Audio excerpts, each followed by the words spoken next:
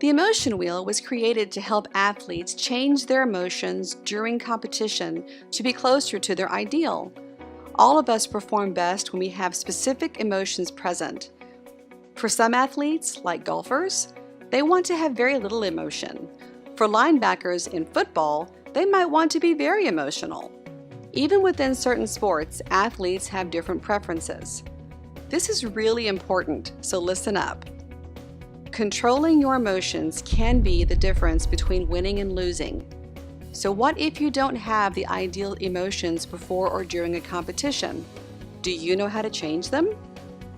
Let's take a look at the emotion wheel. Box A at the top represents the situation. There are 3 particular situations that tend to motivate athletes to begin a cycle of negative thoughts and emotions. First, if the competition is close to starting.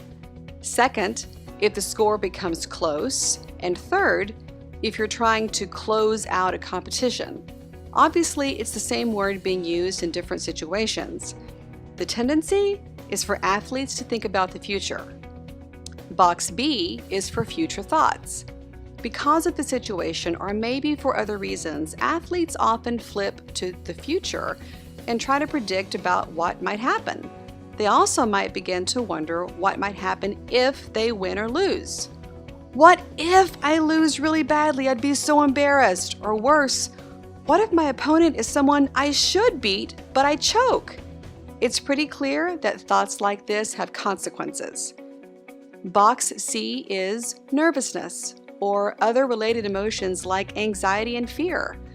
When athletes feel nervous, their body responds by becoming tight.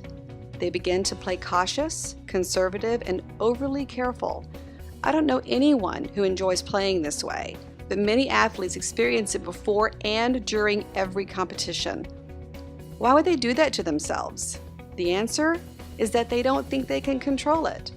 We've heard many athletes and coaches say that since you can't control it, learn to use all that nervous energy. That might work for some athletes, but no, the best in the world are able to make these negative emotions go away. And why are these emotions dangerous? Because they tend to lead to errors and poor performance. Box D is past thoughts, which is precisely where athletes tend to go after making a string of errors. They get stuck thinking about how badly they're performing. Just like future thoughts, past thoughts have consequences too. Box E is anger, or other related emotions like frustration, sadness, depression, and tanking or giving up. This is the most difficult box to handle because athletes have become irrational, or worse, they've stopped giving effort. The more emotional humans get, the more difficult it is for them to think clearly. They actually can't access the frontal cortex, which is the part of the brain that enables problem solving.